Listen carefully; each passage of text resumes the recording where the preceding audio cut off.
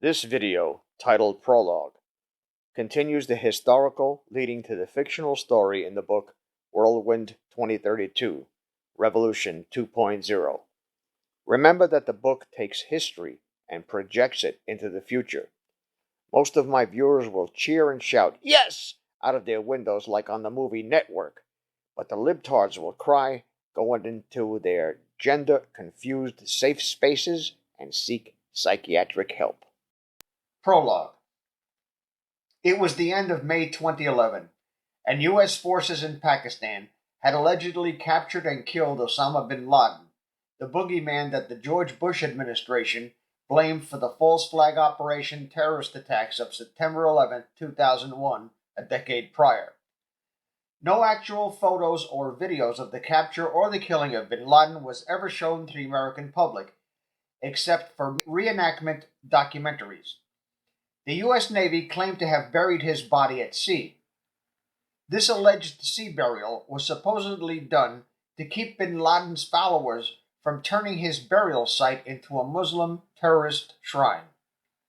However, many believe that this account of events was just another classic bullshit story in the tradition of the Warren Commission report on the JFK assassination that escaped the simple minds of the majority of Americans who never questions what comes out of that goddamn TV set.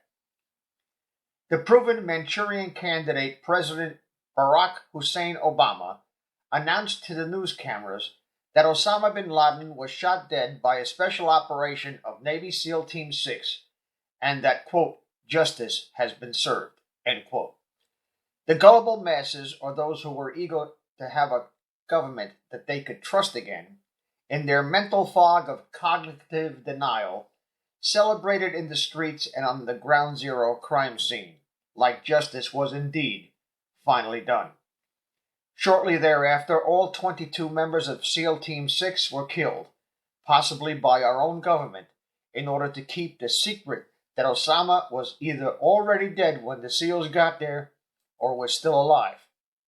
If either is true, then we must be skeptical, and the terrible truth of the matter is that like the JFK assassination and the Hillary Clinton debacle with Benghazi, we may never know the truth. Those who have studied their history knew better, or at least suspected that what they were told was not the truth, the whole truth, and nothing but the truth. We knew instinctively that the official 9/11 Commission account of the September 11th attacks was pure, unmitigated, totally fabricated, outright bullshit. 19 hijackers with box cutters, 7 of whom later turned up alive. The tiny hole in the Pentagon wall that could not possibly have accommodated the plane that was said to have flown into it, and no surveillance videos of the plane hitting the building from the most secure and closely watched building on the planet. Additionally, the lack of crash debris, such as engines, landing gear, seats, bodies, luggage, etc., at the Pentagon and at the Pennsylvania crash site raises unanswerable questions. The fact that the flight data recorders for any of the 4 planes were never found, or never shown to the public, the remains of the planes that hit the Pentagon and crashed in a field were never forensically reconstructed. The way the 3 buildings at ground zero fell perfectly into their own footprint at free fall speed. The forensic analysis of thermite found in the dust, the heat from rivers of molten steel in the depths of the World Trade Center Foundation that could be easily seen by satellites from space 3 months later in the dead of winter, seismic evidence that recorded explosions seconds before the planes impacted the buildings, and witnesses, including reporters, firefighters, and police who heard and reported them live over the air that morning, never to be rebroadcast. Larry Silverstein's admission on national TV that they, quote, pulled, end quote, or intentionally demolished Building 7, and the plethora of empirical, hard physical evidence screamed bullshit in the face of the official story. The government paraded their bearded scapegoat in front of the news cameras the same day, just as they did with Lee Harvey Oswald in November of 1963, and just as Adolf Hitler did when his own troops burned the Reichstag. The government had long ago mastered the twin arts of mass distraction and mass deception.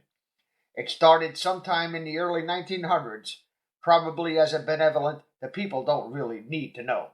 And when they realized how gullible people are and how easily their beliefs could be manipulated, quickly degenerated into the general attitude that it ain't none of their fucking business.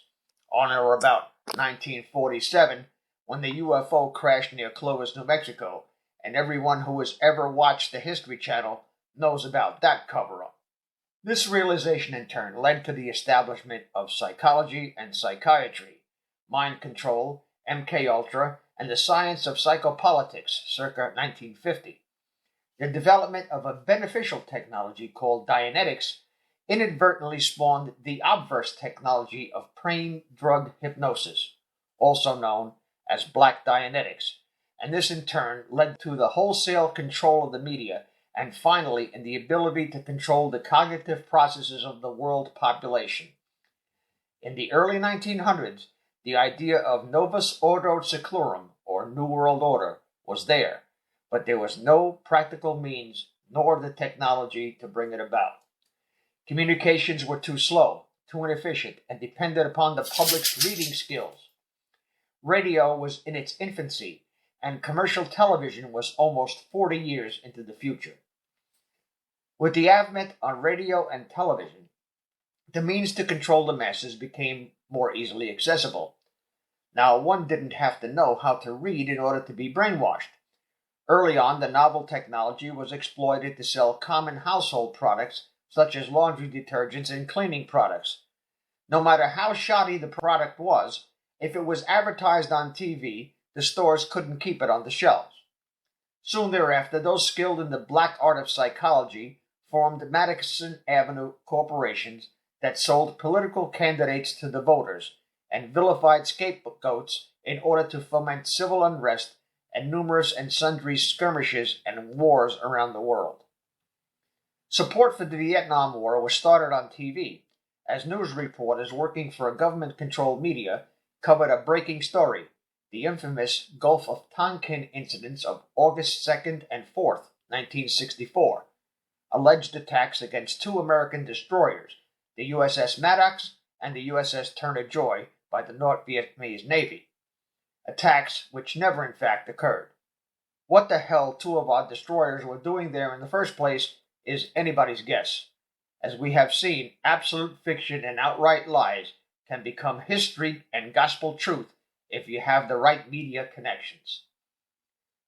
The assassination of a president and the murder of the man who was later accused but never formally indicted of being the assassin were shown live on TV, as it happened, for the entire world to see. Later on, the death of Jack Ruby, the man who shot Lee Harvey Oswald on national TV, died of a particularly virulent form of cancer shortly after he claimed that he was going to be murdered. No one believed his claims until the publication of the book Dr. Mary's Monkey exposed the fact that David Ferry was working with a world-renowned cancer researcher under government contract to create a weaponized form of cancer. The virus they were working on had allegedly escaped their makeshift apartment laboratory and was said to have somehow contaminated over 98 million doses of the Salk polio vaccine with the SV40 virus. In the subsequent decades, soft tissue cancers, which were previously extremely rare in the United States, exceeded epidemic proportions. The American people whose attention was transfixed by the early tech mindfuck machines believed every word that was spoken out of that glowing babble box, and we haven't stopped believing the bullshit that spews out of it ever since. If you just stop watching that goddamn thing, your IQ will jump 30 points in 6 months. From that day forward, the conspirators who murdered the last president the people of the United States had genuinely elected got away with the murder and the half-assed bullshit story cover-up that was touted to be the gospel truth by the mainstream media. The people eager to have their dissonance mitigated initially believed the bullshit, but some people slowly began to have their doubts when the Warren Commission's lawyer, Mr. Arlen Specter, came up with the ridiculous magic bullet theory. My late friend Arthur Bernklau, to whom this book is dedicated, used to send weekly packages of dog shit by UPS to Mr. Specter when Mr. Specter was chairman of the Committee on Veterans Affairs. Art encouraged other veterans to collect wildlife dropping samples for inclusion in his weekly packages. 30-some-odd years later, the conspirators of the JFK, MLK, and RFK murders manipulated the media sufficiently well to put one of their own in the White House. George Herbert Walker Bush, who was formerly director of the CIA, set in motion the financial demise of the USA, and the fake CIA plant President Barack Obama pissed away more of the taxpayers' money than all of the past presidents since George Washington combined. The younger W. Bush had overseen the largest mass murder in American history when the 9/11 attacks happened. The sad part is that the majority of Americans at the time still believed what spewed forth from that infernal boob tube. 15 years later, the 9/11 Commission's lies were retelevised in high definition. High definition bullshit. The physical evidence of the controlled demolition of 3 New York skyscrapers that fell into their own footprints that day was carted off in broad daylight as scrap metal under the pretense of searching for survivors where there could possibly be no survivors because of noxious fumes and extreme heat from below. And in the case of World Trade Center Building 7, where there could be no survivors because the building was evacuated hours before it was obviously demolished. The removal of the debris was, in fact, intentional tampering with a crime scene. No one that day noticed that Jane Stanley, a BBC reporter on live camera with the World Trade Center Building 7 still standing in the background behind her, reported the collapse of Building 7 a full 26 minutes before it actually fell.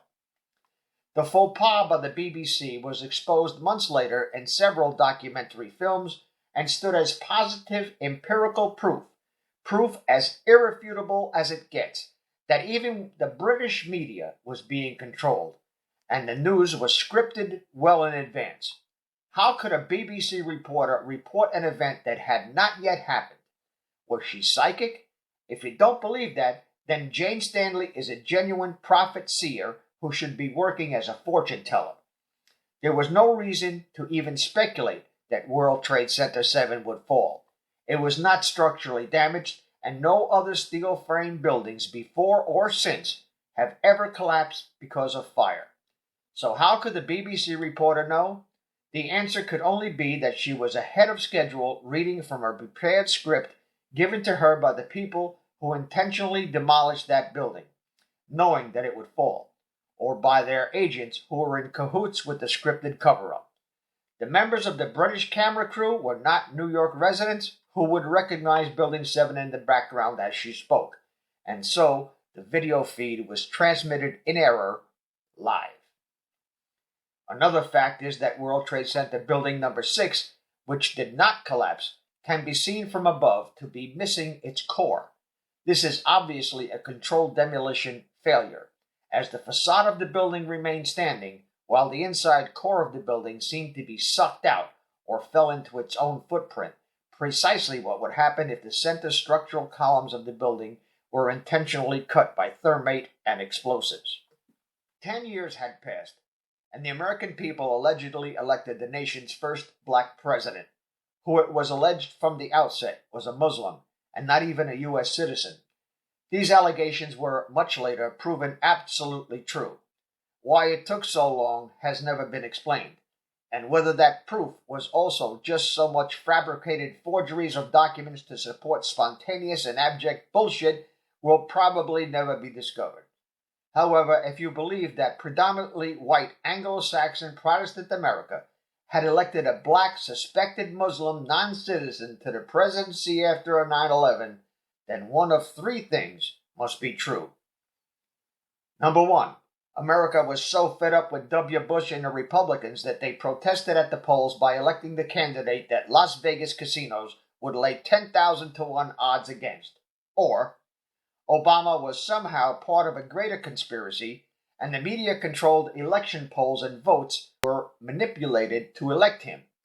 Or, Obama was to be the fall guy for something that was planned for the future, perhaps a financial collapse, or all-out war with the Muslim world. This way, the powers that be could say, the nigger did it, or something to that effect.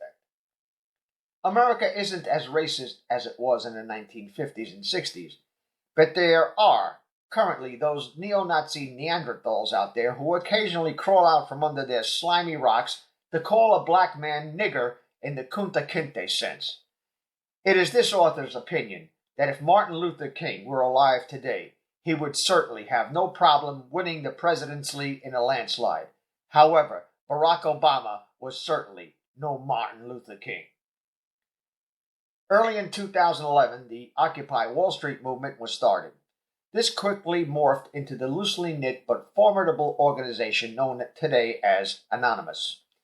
Thousands of protesters were fed up with the government manipulating the currency and commodities markets. There were rumors that the gold in Fort Knox and gold stored in vaults in the Federal Reserve Bank on Wall Street in New York and in similar vaults which were located in the World Trade Center buildings number 1 and number 4 was missing. All of this uncertainty and mistrust of the government inspired a peaceful protest which spread across the nation like wildfire. As the winter of 2012 set in, tensions mounted, and police with the aid of National Guard troops were called in to disperse the protesters. The 16 civilians killed in the ensuing melees were reminiscent of the Kent State and Jackson State protests during the Vietnam War.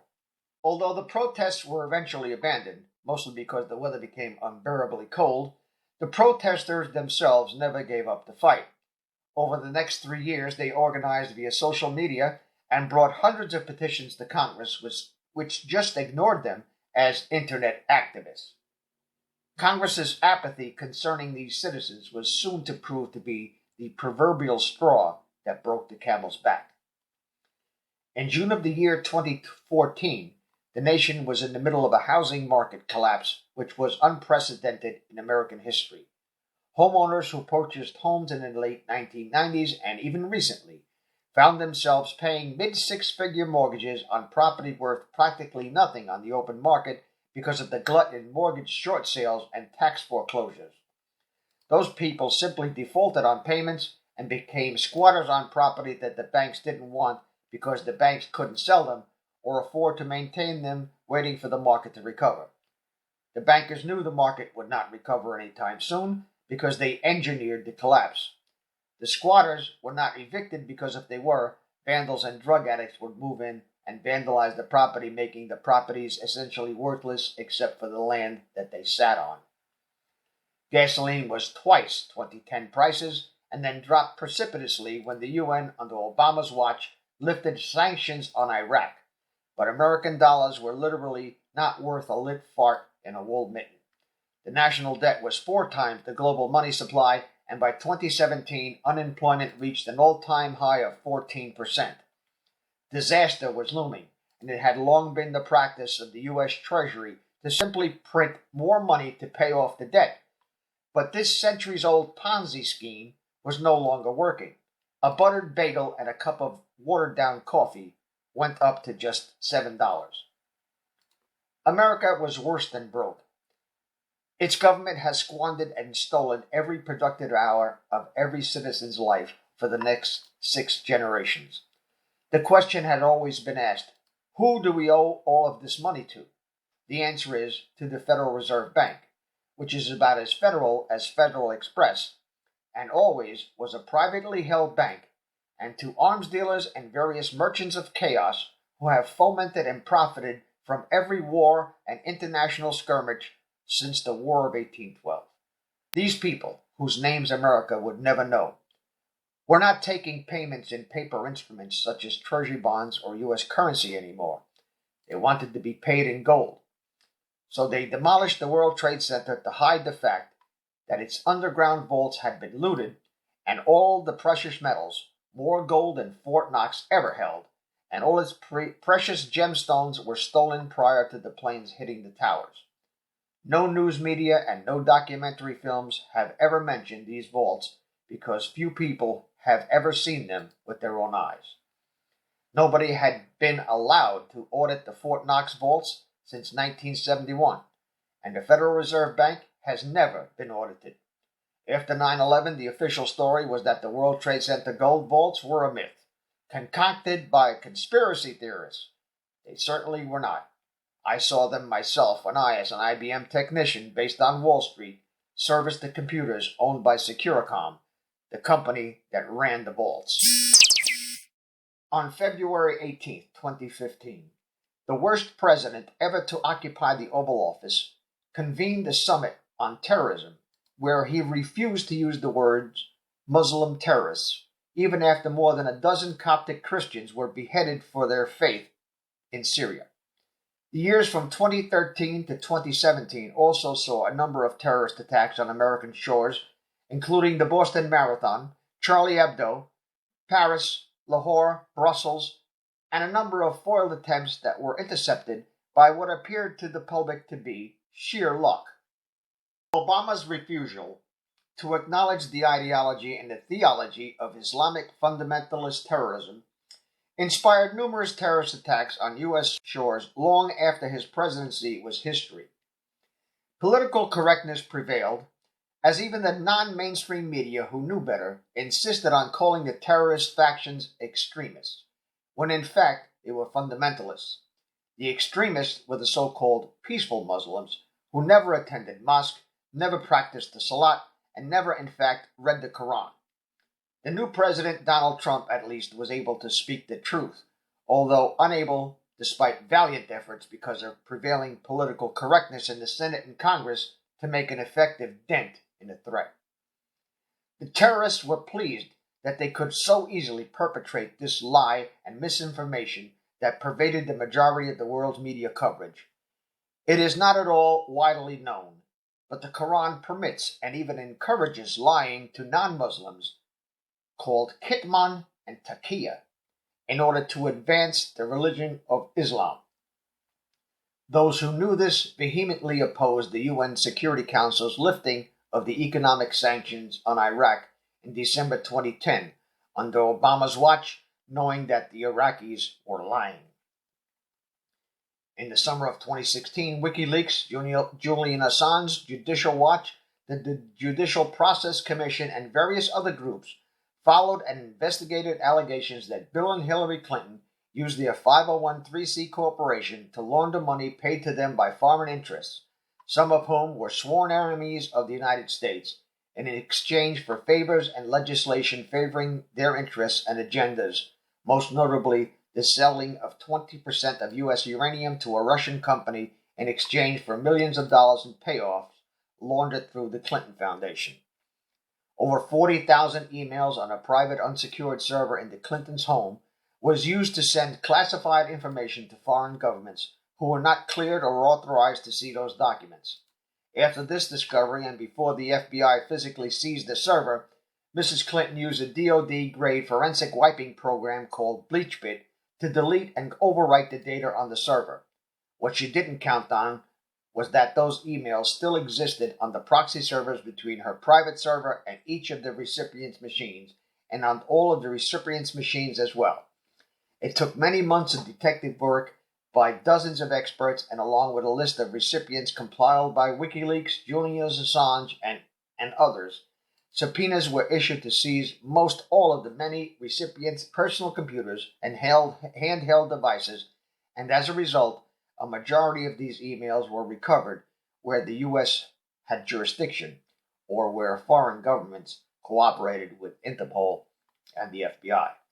The emails proved beyond any doubt whatsoever that what the Republican National Committee was alleging for years was not only true, but was only the tip of a very large iceberg of corruption that had been in place for many, many years.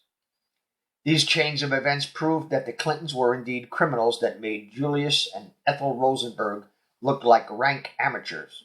Still, with all of this evidence, DoD and the Justice Department were reluctant to prosecute the Clintons because, like J. Edgar Hoover, the Clintons could single-handedly divulge enough incriminating evidence against enough high-ranking government officials that a collapse of the status quo shadow government would inevitably occur.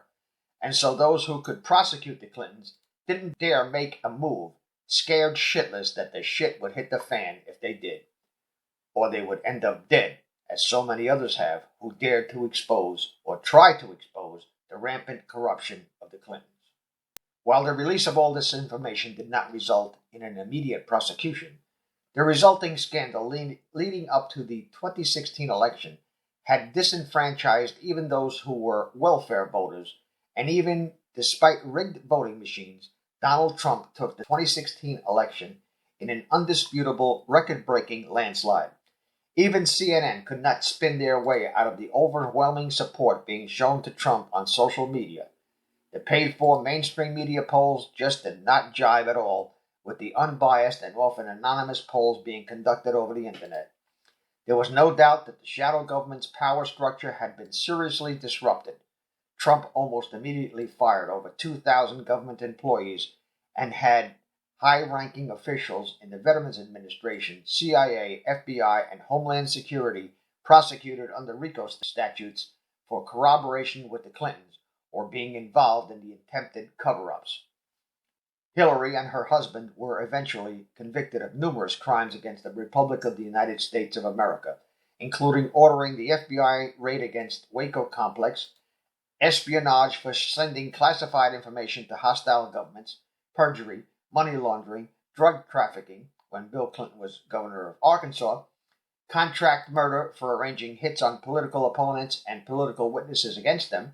Those crimes that had exceeded the statute of limitations were prosecuted under a little-known and even more legally obscure principle of continuing injury. Under this axiom, a crime being continuously committed does not start to toll the statute of limitations.